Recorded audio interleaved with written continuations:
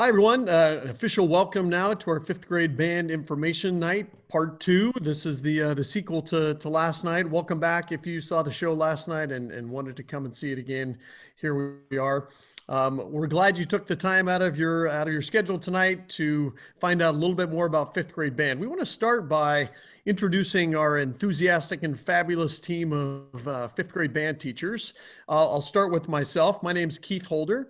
I'm particularly excited about starting fifth grade band and talking about starting fifth grade band because about 39 years ago this month, I started in fifth grade band over at Roosevelt Elementary School in Olympia, Washington. And here I am still in band in the Olympia School District. So I teach at Washington Middle School and at Centennial and Pioneer and Madison and McKinney. Hi everyone, I'm Maggie Curley and I teach at Jefferson Middle School, at Garfield, LP Brown, and at Orla.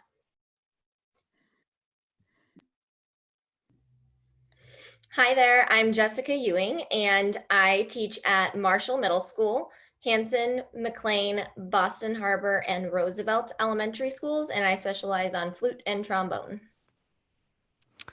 Hello, my name is Tony Nguyen. I teach at Lincoln Options Elementary School and Capitol High School, and I specialize on clarinet and piano.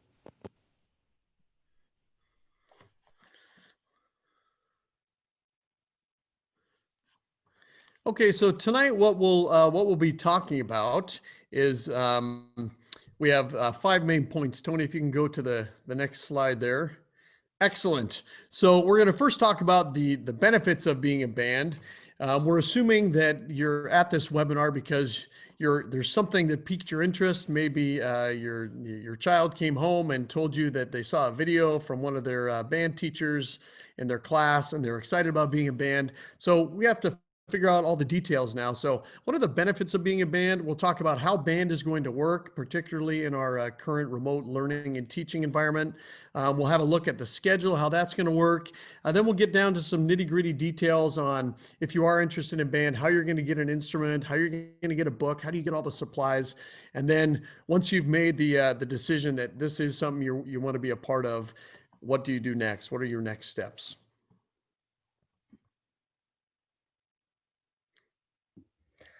All right, so the first thing we're going to talk about are the benefits of music and band in particular. So the main point of this whole thing is that it's fun. It's so much fun. It's a wonderful stress reliever and can be extremely relaxing. It's got endless creativity between playing music with others, and band, and it can be done throughout your life. You can play it in middle school, high school, after, for the rest of your life, but this is where you start. Music also uses both sides of your brain at the same time. It is multisensory. You're listening, you're moving, you're looking. You are constantly utilizing your brain more than you would when you're just studying or doing something else. And it builds your imagination. It just really helps open up your brain to many more things. And also, it promotes social and emotional development. You're connecting with other students and playing music with other people. It promotes teamwork and reasoning skills and discipline because it takes a combination of different things to successfully play an instrument and make music with each other.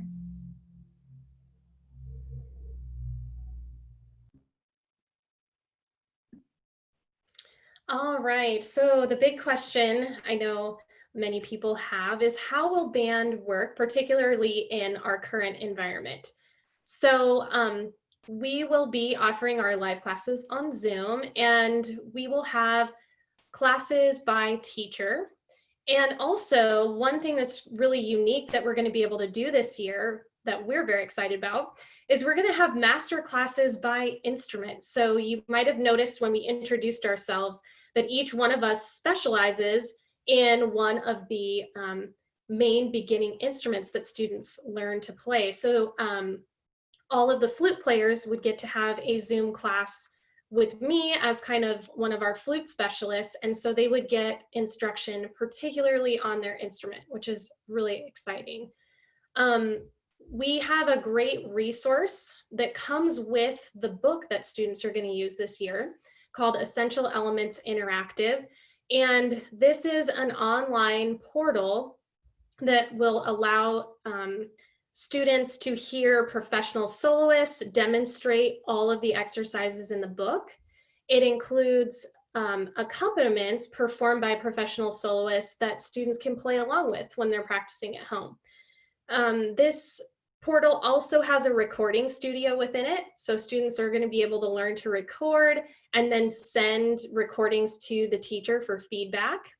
And it also has all the other practice tools that your student will need built into it, like a metronome, a tuner, and those kinds of things. So these are things we're really looking forward to being able to do this year in our online band environment.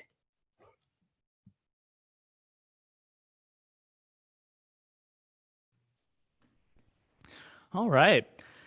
So for this schedule, it's a little different than what you might be used to or have heard of. We will actually be meeting just twice a week, one on Tuesday and then again on Friday.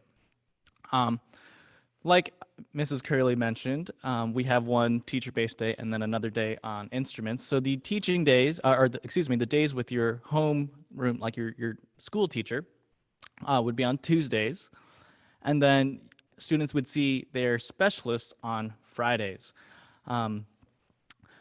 Classes will meet from 2 o'clock until 2:45. And then, as far as outside of class commitment, there's a little bit of an outside of class commitment, kind of like any other activity, but it's nothing too time consuming. When you're picking up a band or an instrument, it requires a little bit of extra time just to practice, kind of like a sport or any other activity.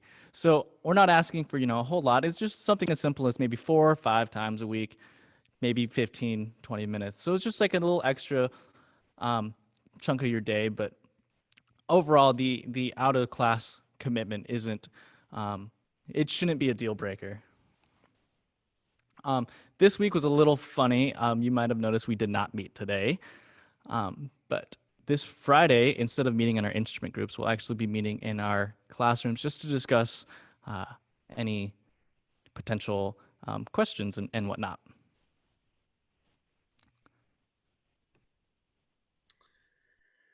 Okay, so now let's talk a little bit about the materials and the things you're going to need once you decide that you want to join band. The first thing that Mrs. Curley referred to earlier is that there's a book that we'll be using all year long, whether we're continuing with remote learning or we go back to in person, we'll continue to use this book. It's called Essential Elements for Band. So that's something you can pick up at one of the local music stores. You can order it on Amazon. The key thing to remember is there are Essential Element book 1s and there are book 2s and there are book 3s. So as a beginner, you want book 1. Let's not pull a hamstring and try to do book 2 quite yet. So book 1 is what you want to order, so you have to make sure you click carefully or choose carefully at the music store. And then also up here in the corner that you can't see in the corner of that book, there's the name of your instrument, and there should be a picture of the instrument on it as well. So just be careful as you're ordering or selecting those books that you get the one for your instrument and you get the one that says book 1. In terms of renting an instrument or getting an instrument for band, most families will make the choice to rent an instrument. That's typically what most families do. There's a couple good reasons for that. One is you're protected. Most of the instrument rentals that you do, they have a warranty, so you have some a backup in case something goes wrong, in case you make a careful choice as to which instrument you want to play, and then 6 weeks later, you're certain you've made the wrong choice and you want to switch. So renting is a great way to go. You don't have to do a big financial commitment that way. Tony, if you want to go to the next slide, you can see there's a couple local music stores that rent instruments. Music 6000 has been in business for, I think, over 50 years in Olympia. They're terrific. We recommend them highly.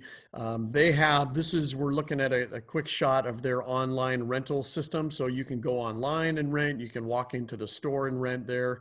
And then if you go to the the next slide, Tony, they've got Music and Arts is also another local music store that has an online rental process or an in-person rental process. And we spoke to both music stores to have them give us some information, and Music and Arts sent us a quick little video that Tony's going to play for you now that'll explain the rental process a little bit more. Welcome, Olympia music parents. Renting is an affordable way to try an instrument with no obligation to buy. 100% of your rental payments can apply towards the purchase of an instrument, and with our month-to-month rentals, you can exchange or return at any time.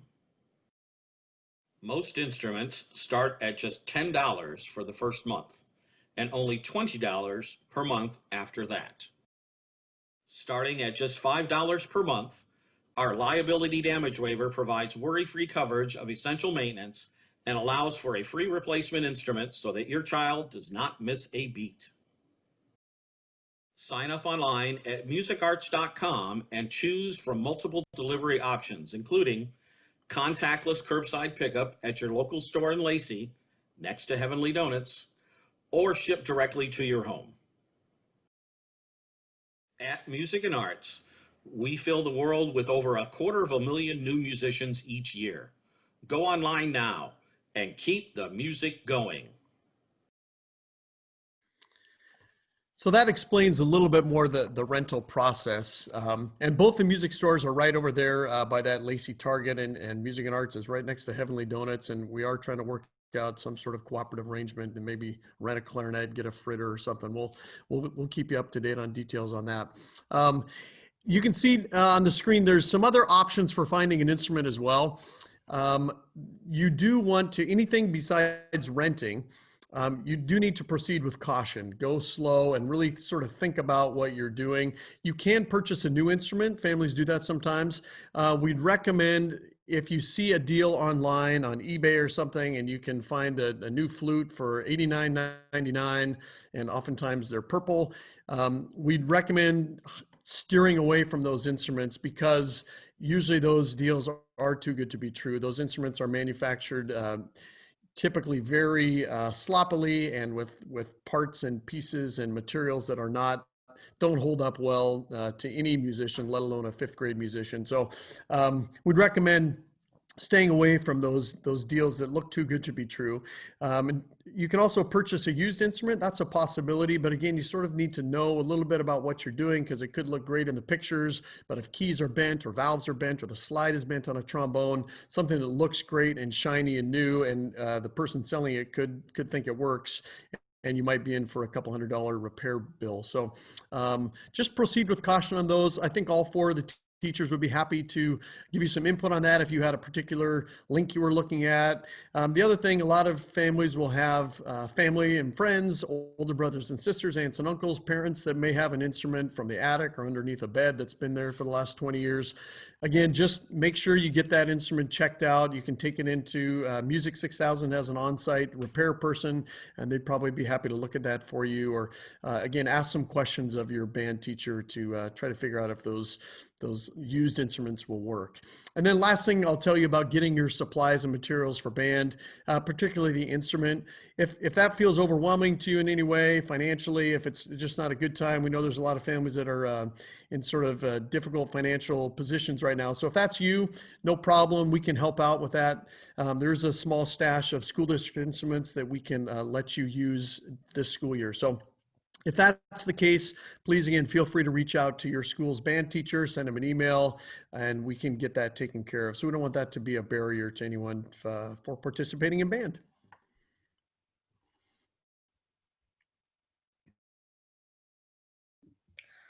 All right, so the next step from here is making sure, if you haven't already, that you register online. I am putting that link into the chat right now. That takes you to our district music website. And if you scroll down to the bottom, there's a registration form for you to fill out. And that will help us get you those Zoom links as soon as possible. And as Mr. Nguyen had said, on Friday this week, we are going to be having a meet and greet class. So I will have all 4 of my elementaries on my Zoom, and Mr. Holder will have his, Miss Curley will have hers, and Tony will have Lincoln. And so we'll have all of our kids just come so we can get to know them, see if they have any questions about instrument choices, and really help make sure that you're ready for class to start next Tuesday. And then on our next slide, we have some frequently asked questions that we got on our last webinar. So the first one is, which instrument is the easiest? And there's really no easy answer for that. They all have their own challenges. For example, flute and clarinet use all 10 fingers at the same time to produce notes, whereas trumpet and trombone use either a slide or 3 buttons and a constantly changing airspeed. So it's really a personal preference. The second one is, can my students start on a different instrument? So due to the limitations of the teaching model that we currently have, we are limiting it to those first 4 instruments, the flute, clarinet, trumpet, and trombone. But that does give your student the option to change instruments at a different time. We had a third question on there, but I don't know what happened to it, so. But other than that, I think we can open it up just for all questions. You can use the question and answer feature, and we would love to help answer some questions for you.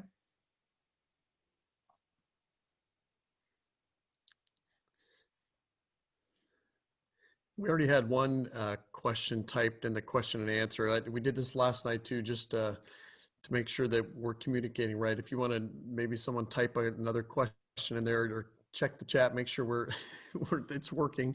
We always get nervous if there aren't any questions. Maybe we've just done a fantastic job of sharing information. And that was actually the third frequently asked question we had, where are we going to find those Zoom links for class? So we will be sending out an email to the email that you've registered with the links for the Zoom meetings for both our first class and for the rest of our classes that we'll have. And we will also put those into Schoology. Once we have those up and running, we may have 5th grade teachers access those as well.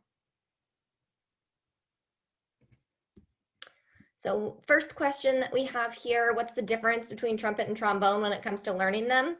So the trumpet, you're going to have your 3 buttons, and it's a slightly smaller mouthpiece. So it's a combination of your first 3 fingers. And then your trombone is a slide. So you have to figure out where each of those positions are, and it's one fluid kind of movement. And it's a little bit of a larger mouthpiece. Those are going to be the biggest differences between learning those 2 instruments. Another question we've got there in the Q&A is there a way to try an instrument to figure out which one would be best? Typically, we would be able to do that. We do that in class, and a lot of times kids know for sure what instrument they've always wanted to play. And then it's perfectly normal also to just be excited about being in band and excited about trying something new. And, I'm not sure which instrument is the best fit. So the short answer to that is, that's a great question to pose to your individual band teacher and get into some of those discussions on Friday. And we'll ask you some questions like, do you like small motor things? Are you good at typing? Which instruments do you like the sound of? It's for really what we're trying to do is find a match for each person, because all kids could play all of the instruments. It's possible. So it's just a matter of finding the one that matches best for you. So it's a little tricky to try the instruments right now. You could try calling Music 6000 and Music and Arts and let them know that you're looking into starting 5th grade band and you want to rent an instrument. They may have a process in place. I'm not aware of one, but they may have a process in place where you can go in and try out instruments. It's worth a phone call anyhow. So I wish we could help more with that. But I'd say if you can get it narrowed down to a couple instruments that you're interested in, probably your band teacher can help you pick one from there.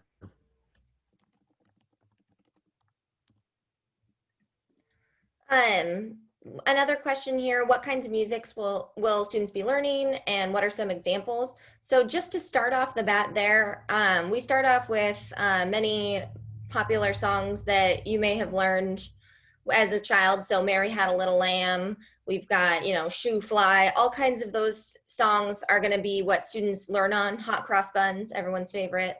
And then as they learn how to play the different notes and really handle their instruments and the rhythms, then we start evolving into just classical music. We can also learn some popular music down the road, but really right now it starts off being those kinds of songs you may already know but not know what they're called. And is there a requirement to participate in a group performance?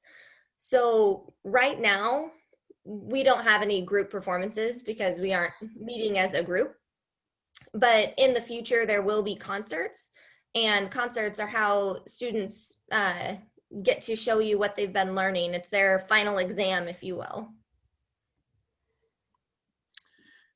I just answered a question. I typed the answer about when you need an instrument. We realize things are gonna be moving at different speeds for different families, and we'll probably see a trickle of kids signing up online for band over the next week or two. So that happens every year, whether we're live or whether we're teaching remotely. So a goal that we'd like people to have instruments by next Tuesday, the 22nd. But please don't feel pressure if you're ordering it online to do a rental, or if it's, you know, you have to wait till the end of the month. That's not going to be the end of the world. Just communicate with your band teacher about that. And we're going to move very intentionally, quite slowly at the beginning, to make sure that everyone can get started and everyone gets, no one's getting behind. So the goal is the 22nd, I would say, because that's sort of our first official day of band.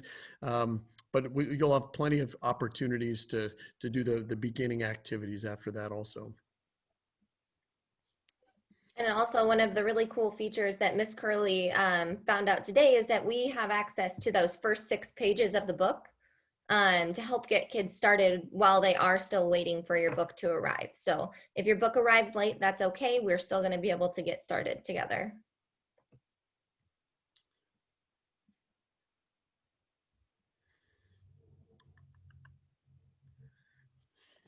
Looks like we've got most of the questions answered there. Is there a link to the book on Amazon? We don't have any links on us right at the moment, but if you just type in Essential Elements Book 1 Flute or whatever instrument you'd like, that should come up with your search results. The question about the starter pack that you see on that Music and Arts website, and Music 6000 has something similar. That's a great idea, and that's a question you can ask if you go in and rent an instrument in person. What comes with the instrument, and are there extra supplies that you should get? So I believe that Music 6000 and Music and Arts, if you want some of the cleaning equipment and valve oil and cork grease and things like that to keep the instrument maintained, that's a little starter pack, like a little one-time purchase that you buy. And that's a great idea to get that now. It'll just start some good habits. So it's not required. It's not a deal breaker if you can't get it right now, but it is a good idea. And Music 6000 and Music and Arts are both pretty thoughtful about what they put in there, and there's nothing extra in there that you're not going to need. That's, you know, they're just trying to sell you something. So that would be a great choice to pick up as well.